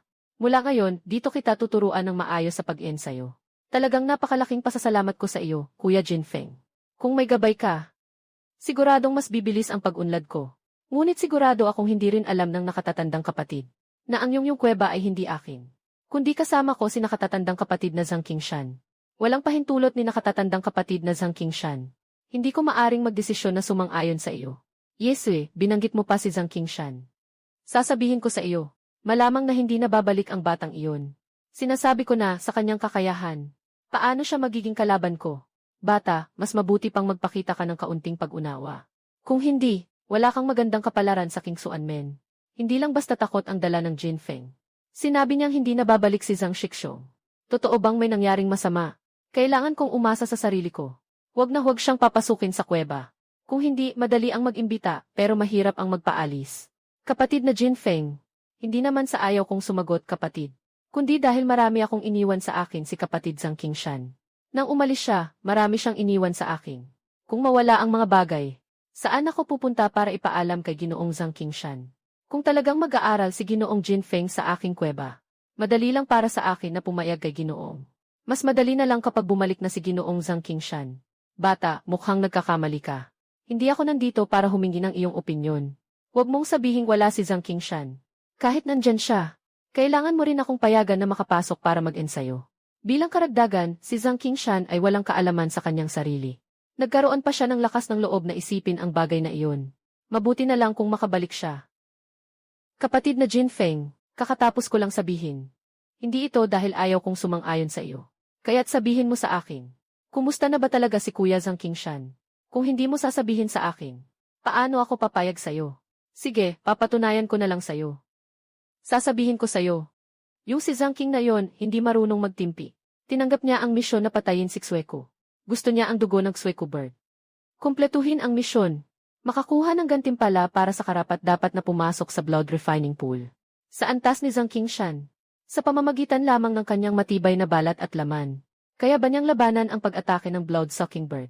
Ang bagay na ito ay hindi lang marunong lumipad, kundi marunong ding sumipsip ng dugo. May dalang nakamamatay na lason. Isa siya sa pinaka-nakakatakot na mababang uri ng halimaw. Si Zhang Qingshan yan. Siguradong hindi na siya makakabalik, kung ayon sa sinabi ni kapatid na Jin. Malaking problema talaga si kapatid na Zhang. Nakakabahala talaga. Mas mabuti pang sarili mo ang alalahanin mo. Bata ka pa, bata ka pa. Sinasabi ko sa'yo, kung wala ang proteksyon ko. Hindi abot ng 3 araw, hehe. Kapatid na Jin, dapat tulungan mo talaga ako. Magkapatid tayo sa iisang paaralan. Dapat lang na magtulungan at magdamayan tayo. Hindi ba? Siyempre naman. Paano ko naman maghahanap sa'yo dito kung hindi ko ito gagawin? Gusto ko lang talagang tulungan ka. Siyempre. Pero hindi rin ito walang kapalit. Basta't pahihiramin mo ako ng iyong tahanan. Walang sinuman sa Kiksuan Peak ang mang-aapi sa'yo. Maaasahan mo yan. Sinasabi ko ito ng totoo. Kaya ko yan. Kuya Jin. Siyempre, pwede kong tanggapin ang hiling mo. Pero may isang bagay kang hindi alam, Kuya Jin. Noong nakuha ko ang yungib na ito, ang ikapitong matanda ang nag-alis ng harang. Ginawa niyang pwedeng makapasok ang 2 tao sa yungib na ito. At pinapasok ko na si Kuya Zhang Qingshan. Kaya't bukod sa akin, tanging si kapatid Zhang Qingshan lamang ang makakapasok dito. Tanging siya lamang ang makakapasok. Bagamat maaaring delikado si kapatid Zhang. Ngunit, hindi ko naman naramdaman na naalis ang kanyang mga hadlang. Kaya't bago ang hadlang ni kapatid Zhang, wala akong magagawa para makapasok ka. Bata, sinasabi ko sa'yo, huwag kang magpanggap. Ano bang mga restriksyon ang mayroon sa yungib na ito? Hindi ko pa alam. Kung ganyan ang pag-iisip mo, mag-ingat ka, baka hindi mo kayanin. Ito ang sinabi sa akin ni kapatid Zhang Qingshan. Hindi ko rin alam kung ano talaga ang nangyayari. Kung hindi ka nagtitiwala sa kapatid, wala akong magagawa. Bata, wala akong oras para maghintay sa iyo na nagbabalag kayo. Ano bang sinasabi mo tungkol kay Zhang Qingshan? Nandyan siya sa harap ko. At ano ngayon? Yesue, Ginoong Jin. Patawad, pero hindi ko maaasikaso ang iyong kahilingan. Walang pahintulot mula kay Ginoong Zhang. Hindi kita papayagang makapasok. Mukhang hindi mo ako pinapansin, kaya't parusa ang darating sa'yo. Ngunit kung talagang may nangyaring masama kay Zhang Shixong, maaari akong gumawa ng desisyon. Ganito na lang, maghihintay tayo ng ilang araw. Bigyan mo ako ng oras para mag-isip. Paano kung maghintay ako ng 5 araw? Huwag mo akong patagilid dito. Sabi ko, hindi na makakabalik si Zhang Qingshan. Talagang hindi na siya makakabalik. Huwag mong sabihing 5 araw. Kahit 50 araw. Kahit 500 araw, hindi pa rin siya makakabalik.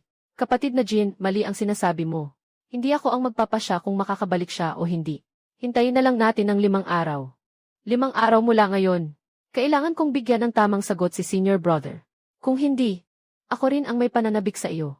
Sa oras na iyon, Senior Brother Jin. Sandali lang, may isang bagay na gusto kong ipagkatiwala sa iyo, Senior Brother. Senior Brother Jin, gusto kong humiram ng 2 espiritual na bato. Kapag bumalik si Zhang Shixong, tiyak na ibabalik ko sa iyo ang utang niya. Kung hindi siya makakabalik, ipapaon ko na lang ang kuweba sa iyo. Salamat, Jin Shixong. Napakabait mo talaga. Tandaan mo, may utang ka sa akin na 2 espiritu. Hindi basta-basta ang aking mga espiritu. Gusto mo ang aking tirahan? Ano, gusto mo ng hangin? Yehan, lumabas ka dito. Siyempre, hindi ako lalabas para makipag-usap sa kanya.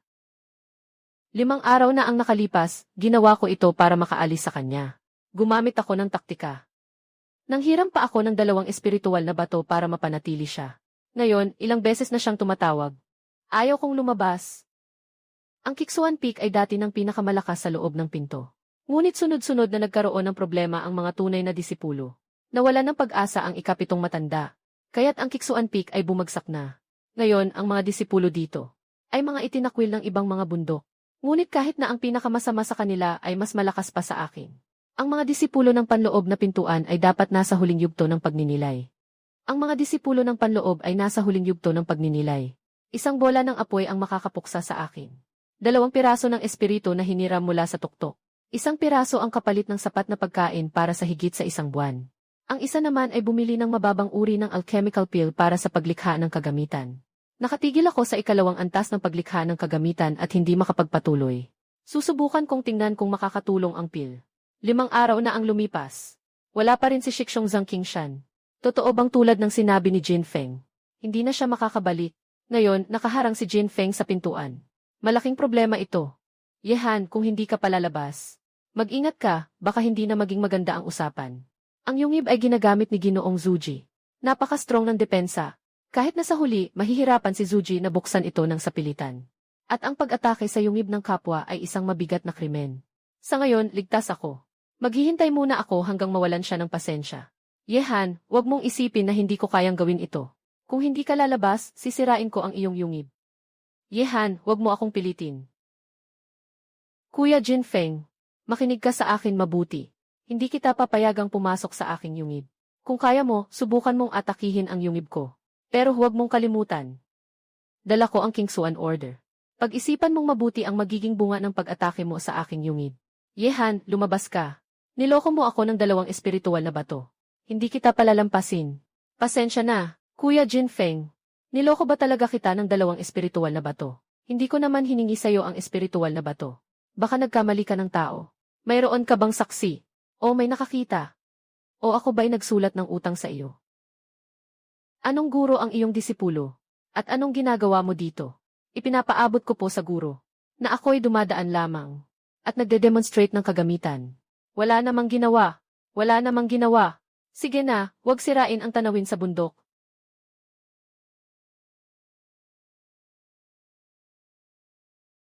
Bakit parang pamilyar ang boses ng babaeng ito? Hindi ba siya iyon? Si Shishu, alam ko na. 7 matanda. Bakit ibinigay ang kanyang tahanan sa batang ito?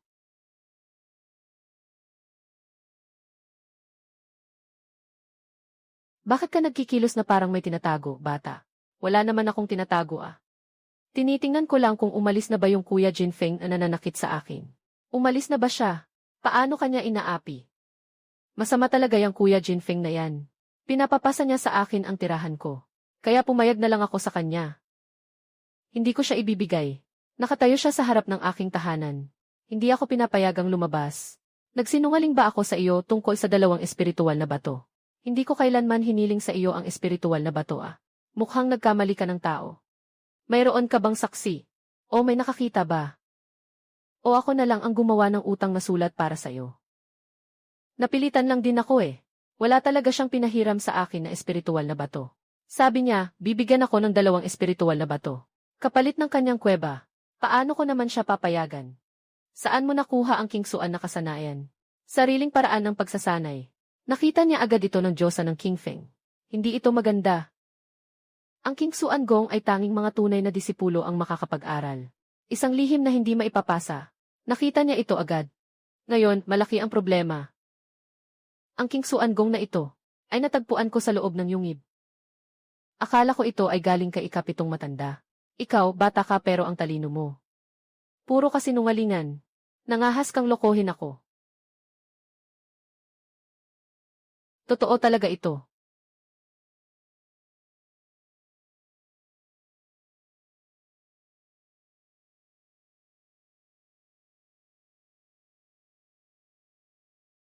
Totoong sulat niya ito. Saan mo nakuha ang teknik na ito? Kaya pala kilala ni Prinsesa King Feng ang dating may-ari ng yungib. Ang teknikong ito ay kanyang mga tala. Hindi nakakapagtaka na napakaswerte. Hindi ko maaring aminin na nakuha ko ito sa kuweba. Sabihin na lang na natagpuan ito sa ilalim ng kama sa kuweba. Ang diyosa na ito na natagpuan. Ang teknikong ito ay natagpuan ko pagkatapos kong pumasok sa kuweba. Sa ilalim ng kama. Tungkol sa kung ano siya, hindi ko alam. Hindi ko rin talaga alam. Pwede mo ba akong papasukin sa kuweba para tingnan? Siyempre, pwede naman. Para sa isang magandang diyosa na tulad mo, ate. Malugod kitang tinatanggap, halika, halika, halika. Sige na, wag na lang. Wala namang dahilan para pumasok. Ayos na, dahil ang teknik na ito ay natagpuan mo sa iyong sariling tahanan. Mayroong kapalaran sa likod ng lahat ng ito. Dahil nagtagumpay ka sa iyong pagsasanay. Iyan ay tunay na iyong kapalaran. Talagang maraming salamat sa iyo, diyosa. Diyosa, talaga bang ayaw mong pumasok at tingnan? Hindi na, alagaan mo ang iyong sarili. Aalis na ako. Sandali lang, Ate Diyos. Pwede mo ba akong tulungan ng konti? Una, hindi Ate Diyos ang pangalan ko. Pangalawa, hindi mo kailangang makipag-close sa akin. Hindi kita tutulungan sa kahit ano. Pangatlo, dapat alam mo ang sarili mong pagkakakilanlan. Sa mga nag-aaral ng pagka-Diyos, ang pinakamagaling ang pinapakinggan. Ako ay isang cultivator sa foundation establishment stage. Ikaw ay isang cultivator sa key refinement stage lamang. Dapat mo akong tawaging Shishu. Goddess na ate. Kailangan kong sabihin ito. Una, tinatawag kitang goddess na ate. Dahil maganda ka tulad ng isang diyosa. Pangalawa, wala akong intensyon na makipag-ugnayan sa iyo. Dahil may ugnayan na talaga tayo. Magkasekta tayo. Hindi ba? Alam ko nang mabuti kung sino ako. Sa mga nagkakamit ng immortalidad, ang pinakamalakas ang pinapahalagahan. Totoo, mas mataas ang antas mo kaysa sa akin ngayon. At ako'y isa lamang tagasanay sa yugto ng paglinis ng enerhiya. Pero huwag mong isipin na habang buhay na akong ganito. Sinabi rin niya ang katulad ng mga salita noon. Hindi ba't mayroong kapalaran sa likod ng lahat? Ang isang tao na kasing inosente mo ay pumasok sa mundo ng pagsasanay. Marahil ito ay isang sakuna para sa iyo. Sana tunay mong makita ang kalupitan ng mundo ng pagsasanay. Ang kalikasan ay matatag, ang marangal na tao ay patuloy na nagsusumikap. Bihira ang magkaroon ka ng ganitong pag-iisip. Kaya't maghihintay ako upang makita ang iyong masigasig na pagkatao. Kung gaano kakalayo sa landas ng pag-akyat, hanggang saan ang mararating mo sa iyong mga paa. Nasa pagtuloy mo yan. Walang silbi ang maganda mong salita. Ang mahalaga ay kung paano ka susulong. Sige, ganito na muna. Walang makakatulong sa'yo. Kailangan mong umasa sa sarili mo. Tama, hindi ba't sinabi mong tutulungan kita? Hindi ko alam kung kailangan mo pa ng tulong, Ginoo. Saan ako naging Ginoo? Gusto ko lang sanang tanungin ang diwata. Ano ang pangalan mo? Ang pangalan ko ay King Feng. Pwede mo akong tawaging Tiyotya King Feng. Ang dami nating napag-usapan. Talagang may magandang pagkakataon tayo. Itong mga key refining pill. Ituring mo na lang na regalo ko sa iyo bilang pagkikita natin. Tiyotya King Feng. Talagang lubos akong nagpapasalamat sa iyo. Kung sakaling magtagumpay tayo sa pag-ensayo. Tiyak na magpapasalamat ako sa iyo, Tiyo. Tama nga pala. Dapat mong bigyang pansin ang iyong pag-ensayo. Ano ang dapat bigyang pansin? Dahil alam mo na ang sinasanay mo ay ang King Xuangong. Dapat alam mo rin ang pinagmulan ng teknik na ito. Hindi ko na kailangang sabihin pa ang iba. Pero tungkol sa teknik na ito, talaga bang iniisip mo na may makikinig sa iyo? Ngayon, isa na lang ang daan na maaari mong tahaking. Kaya't maging tunay na disipulo ka na. Siyempre, sa ngayon, hindi ka pa sapat na kwalipikado. Maging maingat ka sa iyong mga hakbang. Lutang na kagamitan. Kailan kaya ako makakalipad at makakatakas? Kailangan mong maabot ang ika-12 na antas ng pagsasanay. Huwag magmadali, darating din ang tamang panahon. Itong nakakasuklam na si Ihan ay niloko ako ng 2 espiritual na bato. Pinaglaruan pa ako ng walang hanggan. Babayaran ko siya sa utang na ito. Huwag kalimutang sabihin sa batang iyon. Sa kanyang kasalukuyang antas ng pagsasanay. Huwag gumamit ng masyadong maraming mga elixir ng pagninilay. Tungkol kay Ihan, kung siya ay nakakaintindi ng paraan ng pagsasanay ng King Xuan Palace, dapat may nagbigay sa kanya ng gabay. Saka, may mga mahalaga akong bagay na dapat asikasuhin. Wala akong oras para alagaan si Ehan. Hindi ba't ang mga kidan ay may iba't ibang antas? O baka naman ako ay naloko? Kainin mo muna itong mas mababang kalidad. Itago mo ang maganda. Sa hinaharap, kanina, ang aura na basta-basta lang inilabas ni King Feng Xianzi ay nagpadala sa akin sa kawalang kilos. At sa isang simpleng galaw, nakuha ko ang pamamaraan. Yung mga mataas ang antas ng mga cultivator, isang sulyap lang. Alam na kung ano ang meron ako. Buti na lang at hindi ko dala ang purple cauldron. Kung hindi, mahuhuli na ako. Nakaabot na ng ganito katagal, hindi pa bumabalik si kapatid Zhang Qingshan. Baka talagang may nangyari. Kahit na may layunin, hindi niya ako kailanman pinilit. Marami pa siyang itinuro sa akin. Siya ang aking gabay sa pagsasanay. Ngayon, ako'y nasa panganib. Ngayon, ito ay gintong hangin. Hindi pa alam kung sino sa susunod. Ang kahinaan ang pangunahing dahilan. Ganito sa niyang baryo. Kailangan talagang lumakas. Kung masyado akong kumain, baka hindi ko kayanin.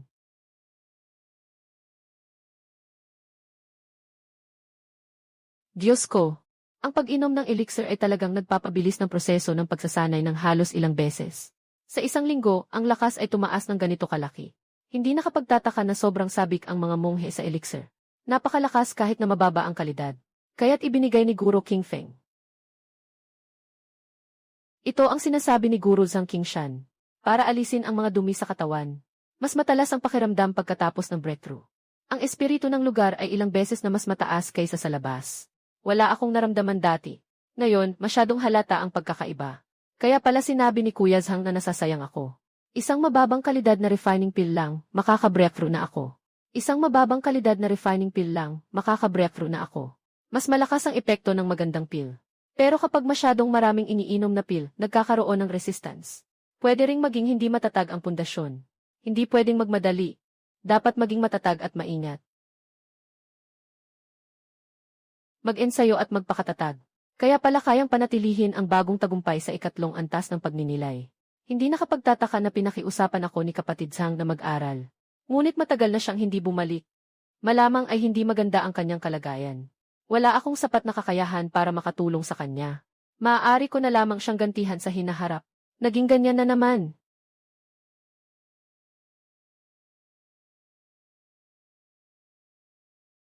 Paano mangyayari yon? Talagang may saya at lungkot.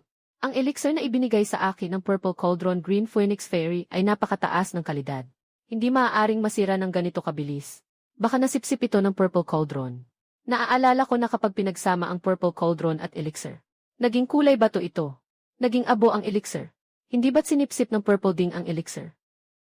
Noong huli siyang naging bato, nakatulog ako at tumaas ang aking kakayahan. Ang kulay ng bato ay nagpapakita na siya ay sumipsip ng sapat na enerhiya. Kapag nag-ensayo ako, ilalabas niya ito. Sayang, kahit anong gawin kong pagsasanay. Walang pagbabago sa purple ding. Mali ba ang hula ko? 5 mataas na kalidad na alchemical pills ang nasayang ng walang dahilan. Tama nga.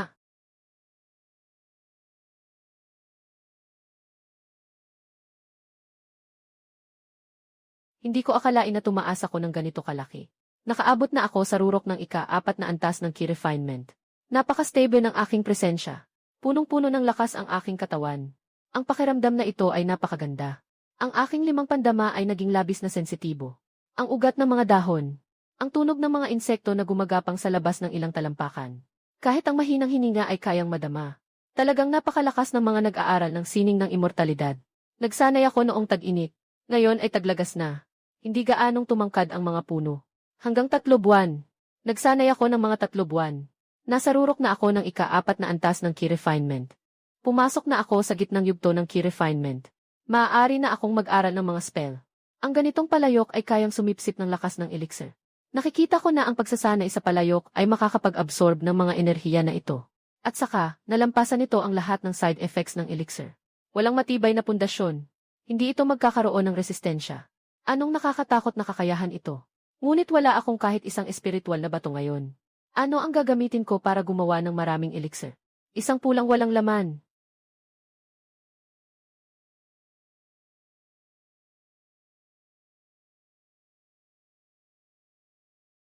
Kailangan ng lumabas at tingnan. Ganito na ang itsura ko ngayon. Dapat wala namang makakakilala sa akin. Ako yung batang iyon dati. Ngayon, ang laki na ng inunlad ko. Lumaki na rin ang katawan ko. Mukha na akong kasing edad ng mga batang disipulo. Hindi na ako mukhang paslit. Ilang buwan na rin ang lumipas. Yung mga may balak sa akin dati.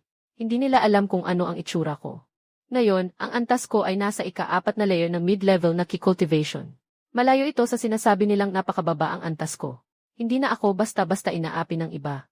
Bukod pa rito, marami ring disciple sa inner sect na nasa mid-level ng key cultivation. Na may koneksyon o may pambihirang talento. Hindi nila ako basta-basta sasaktan. Yung 2 snacks na nakuha ko mula kay Jinfeng noong nakaraan. Pinalitan ng pilak. Bumili ng pagkain para sa ilang buwan. Ngayon ay may natitirang 500 o 6 na riyal. Gagamitin muna ang pilak na ito para bumili ng makakain. Kakain muna tayo bago mag-usap. Napakaraming bagay dito. Parmasya ng mga elixir at mga kagamitan. At mayroon ding mga nagtitinda. Yung mga nagniningning na bato. Mga sirang aklat. Hindi ko kilala ang mga iyon. Kahit nakilala ko, hindi ko kayang bilhin. Wala akong merienda sa akin. Sobrang mahal, narinig mo ba? 7 dakilang bundok. Magkakaroon ng isang pagsubok para sa pagkuha ng danang pundasyon. Noong una, kaya nilang umabot sa ika-11 antas ng paglinang ng key. Tuwing 5 taon lang. Ngayon, ika-4 na antas pa lang ako. Kailangan ko pang maghintay ng 5 taon. Sa rurok ng yugto ng paglinang ng key, pwedeng mabuhay ng 200 taon. Sa yugto ng pagtatatag ng pundasyon, 400 hanggang 500 taon. Sa yugto ng gintong elixir, mahigit 1,000 taon.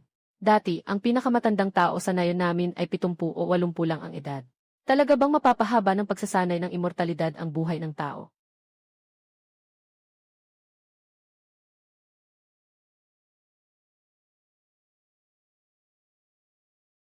Nako, bakit sila na namang 3? Nakilala kaya nila ako? Sila nga. Sila yung 3 nagtatanong kay Senior Brother Zhang Qingshan noong araw na iyon. Si Zhang Sanli, Li Zongqing at Wang Fulai. Marunong silang gumamit ng sabayang formation. Pati si Senior Brother Zhang ay iniiwasan sila. Kahit sino sa kanila ay kayang humarap sa akin. Ngayon, napakabihira ng nakakakilala sa akin. Tumaas na ako ng ganito kalaki. Dapat hindi nila ako makilala. Kahit na ang kapatid na nag-aaral ng mga Diyos ay nasa 20s pa lang, delikado na siya. Hindi ako dapat magpadalos-dalos. Tingnan muna ang sitwasyon. Itong kapatid na ito. Hindi pa kita nakikita dati. Kanino ka bang disipulo, aling tiyuhin ang iyong guro? Kapatid na lalaki. Kakapasok ko lang sa Kixuanfeng. Pakiusap kapatid, sana matulungan mo ako. Ah, kaya pala bago ka lang. Kaya pala hindi ka pa namin nakikita. Noong nakaraang panahon, ang pagkakakilanlan na hinahanap ay kumakalat sa Kixuan Peak. Tiyak na binayaran ng ika-5 matanda ang mga disipulo. Ang 3 tao sa harapan ay may pinakamalaking duda. May galit sila kay Zhang Qingshan. Mababa ang kanilang ugali. At sakto, sila ang 3 nagkalat ng chismis. Huwag silang ma-offend. Kailangan muna silang mapanatili sa ayos. Ito rin ang unang pagkakataon kong makita ang 3 nakatatandang kapatid.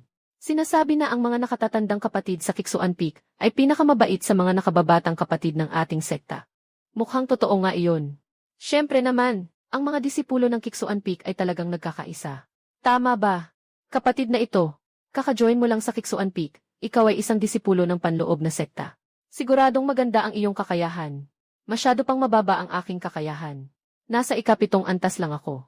Umaasa akong matutulungan at mabibigyan ng gabay ng 3 nakatatandang kapatid. Ay naku, Xuanfeng. Hindi ko akalain na ang kakayahan ng nakababatang kapatid ay naipit pa rin sa hadlang. Nakababatang kapatid, may napakalaking magandang balita kami 3. Kailangan naming humingi ng tulong mula sa nakababatang kapatid. Hindi ko alam kung interesado ka, kapatid na disipulo. Basta't matutulungan mo kami sa gawaing ito. Matapos mong tapusin ang misyon na iyon, makakatanggap ka ng gantimpala at bahagi nito ay para sa iyo. Sa hinaharap, aalagaan ka namin ng mabuti sa bundok. Ngunit hindi ko alam, kapatid na disipulo. Ano ang maitutulong ko sa iyo, nakatatandang disipulo? Dito sa lugar na ito, hindi ito ang tamang pagkakataon para makipag-usap. Punta tayo roon para pag-usapan ito. Ito pong Junior. Ganito kasi, 3 kaming kumuha ng isang misyon.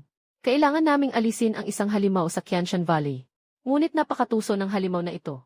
Tumakbo ito kapag nakita ang mga mataas na antas na cultivator. Gusto sana naming humingi ng tulong mo. Ihahatak natin siya. Papunta sa ating bitag. 3 tayong haharap sa kanya. Huwag kang mag-alala, kapatid. Wala kang panganib. Sa tamang panahon, bibigyan kita ng mga gamit pang depensa. 3 tayong magkasama sa pagsasagawa ng mga spell. Kapag nailunsad na ito, kahit ang mga mataas na antas na halimaw ay hindi kayang talunin kami, lalo na kung isang ordinaryong halimaw lang. Basta tutulungan ninyo ako sa bagay na ito. At kung may mangyari pa sa Kixwanfeng sa hinaharap, hanapin ninyo kami magkakapatid. Walang sinumang mang-aapi sa iyo. Mga kuya, alam niyo namang mababa ang antas ng aking kultibasyon. Kung gagawin mo ang bagay na ito, maaaring masira ang mga bagay para sa nakatatandang kapatid. Baka mas mabuting huwag na lang. Itong nakababatang kapatid, hindi man lang tumulong sa maliit na pabor ng nakatatandang kapatid. Sa hinaharap, kung gusto ng nakatatandang kapatid na tumulong sa iyo, mahirap na iyon. Dapat mong malaman na kahit na kami ay nagkakaisa sa Kixuanpi. Pero pareho lang iyon sa isa't isa. Kayo bang tatlong kuya ay tiyak na mapapanatili ang aking kaligtasan? Siyempre, huwag kang mag-alala. Sige, tutulungan ko na kayong tatlong kuya. Kailan tayo aalis? Hindi pa ganoon kabilis. Kailangan pa nating maghanda ng 4 o 5 araw. Ganito na lang, kapatid na disipulo. Saan ka nakatira ngayon? Kapag dumating na ang oras, hahanapin ka namin. Nakatira ako sa tirahan ng mga bagong disipulo. Kapatid na disipulo, siguraduhin mong hahanapin mo ako. Sige, pupunta kami sa iyo. Gusto mo akong gamitin para mangarap.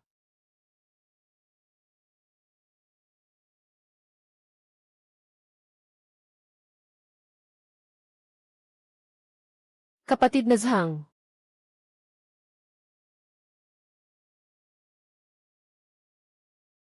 Kuya Zhang, ang kamay mo. Ilang buwan na tayong di nagkita. Ang laki ng itinangkad mo. Kuya Zhang, anong nangyari sa kamay mo? Buti nga at buhay ka pang nakabalik. Ano pa bang hinihingi mong braso? Hindi mo ba ako imbitahan pumasok? Hindi dito ang tamang lugar para mag-usap. Nagsasalita kami sa loob, buksan ang pinto ng Bovine Gate. Ikaw lang ang nakakaisip ng ganitong uri ng chant. Kailan ka bumalik, Zhang Shixiong? Narinig ko na ikaw ay nahulog sa panganib. Para labanan ang Blood Dry Bird. Ang iyong braso ay dahil ba sa misyon? Paano mo nalaman na nakipaglaban ako sa Blood Dry Bird? Hindi ito dahil sa pakikipaglaban sa Blood Dry. Maayos ang aking misyon. Ngunit talagang nakatagpo ako ng mga nakasisilaw na gago, na sumalakay sa akin habang ako'y malubhang nasugatan. Kung hindi dahil sa aking matibay na katawan, baka hindi na ako nakabalik. Nasa labas ako at nagpagaling ng ilang buwan bago bumalik. Nandito na ako sa iyong mga 15 araw na ang nakalipas.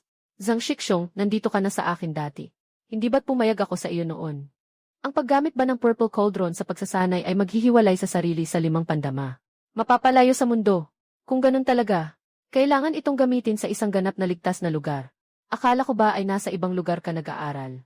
Hindi mo ako sinagot at umalis ka. Nagpahinga ako ng ilang panahon. Titingnan ko ulit. Sakto lang na nakasalubong kita.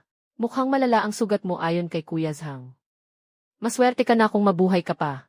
Ano pa bang pakialam sa sugat? Di ba sinabi ko na sayo, kapatid na ye? Ang mga tagapaglinang ay hindi naglalaban sa lakas ng mahika. Naglalaban sila kung sino ang mas matagal mabuhay. Basta mabuhay, may pagkakataon ka pa. Guro, ganito ka rin kapag lalabas ka sa susunod. Mag-ingat sa pagiging sakim at sa paghabol sa peligro. Ang daan ng mga nakakataka sa espiritu ay puno ng mga tinik at panganib. Ang mahalaga ay makaligtas tayo. Hindi ko akalain. Guro, mahigit 3 buwan na tayong hindi nagkita. Nasa gitna ka na ng antas ng paglinang ng enerhiya. Tumingin ka, ang taas mo ay tumaas ng labis. Sigurado akong ang iyong pagsasanay ay umunlad din.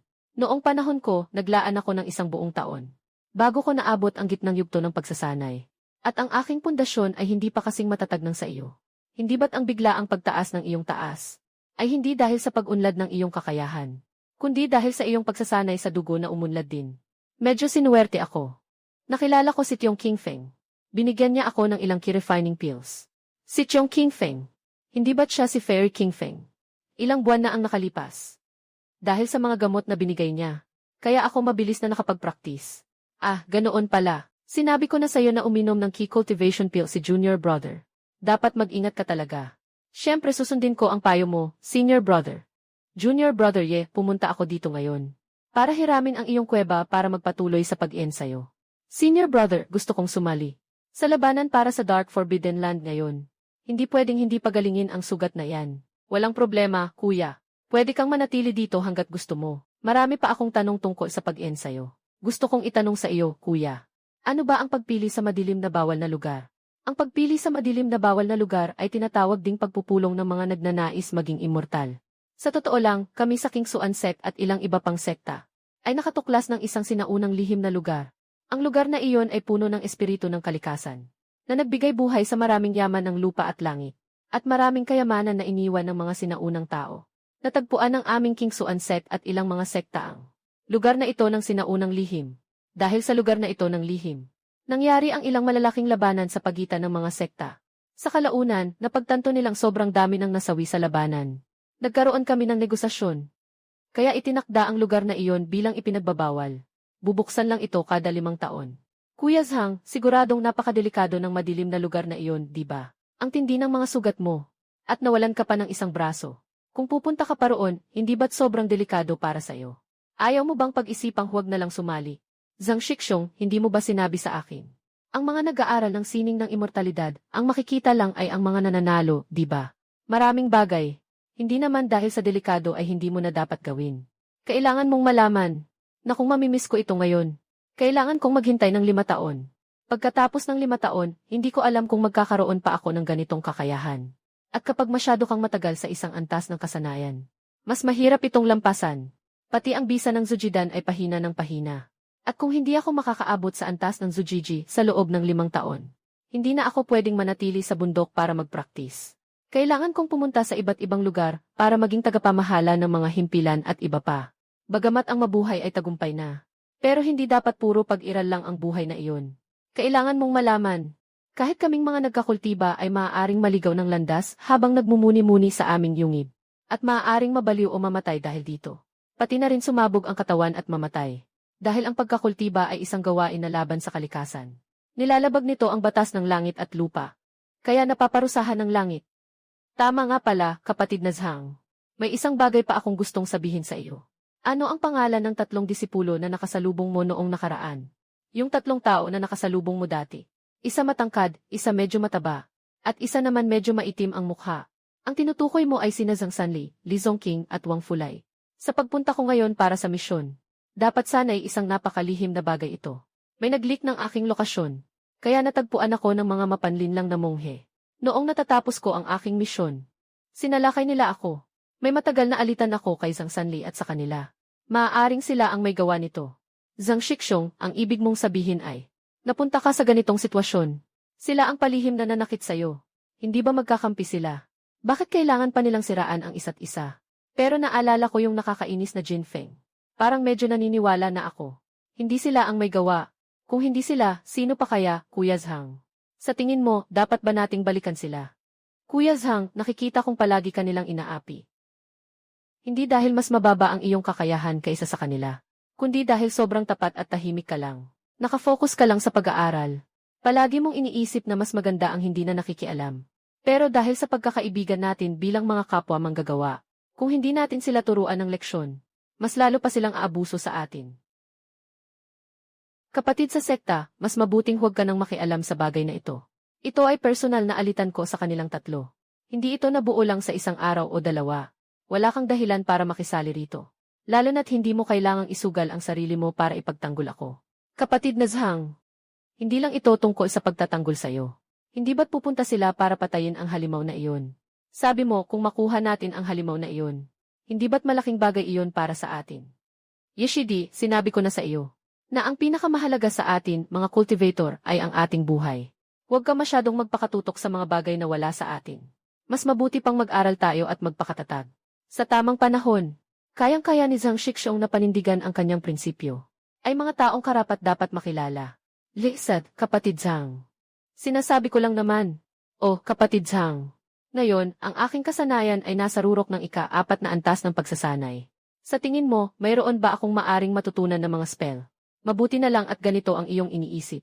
Dapat iwasan ng mga nag-aaral ng sining ng immortal ang pagiging sakim.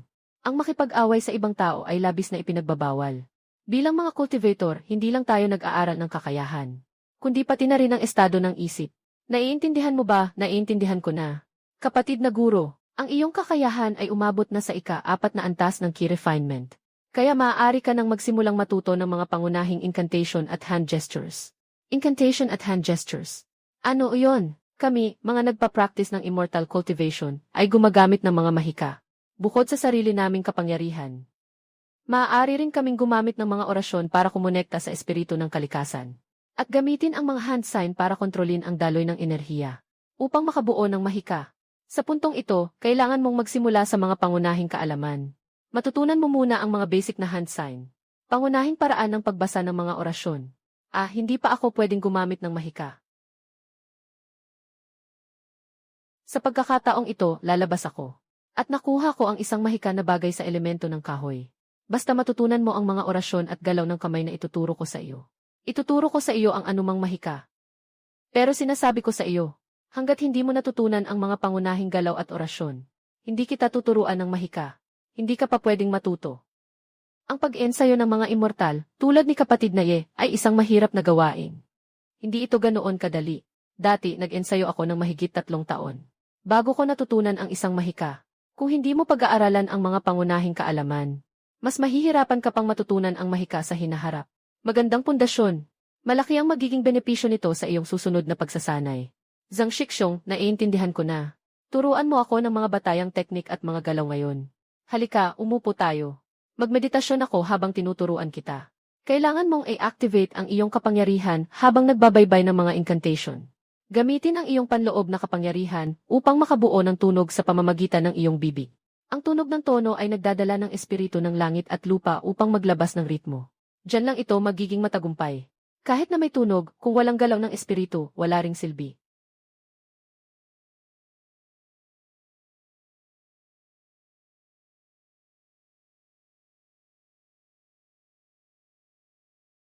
Taon ng kabayo.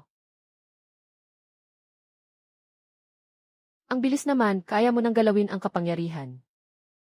Mukhang maaari na kitang turuan ng spell na iyon.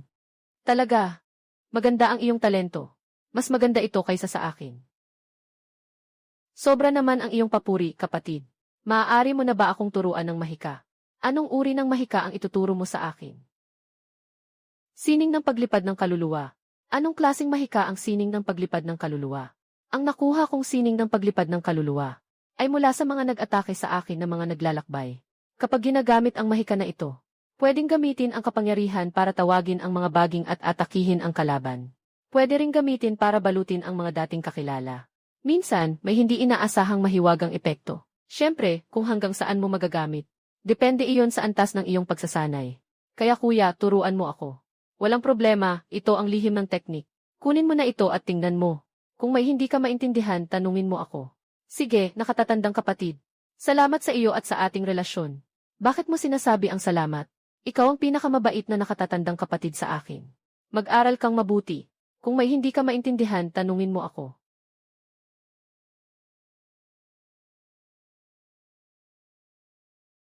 Isang parang panaginip na orasyon. Naging matagumpay ang pagnanakaw ng kaluluwa.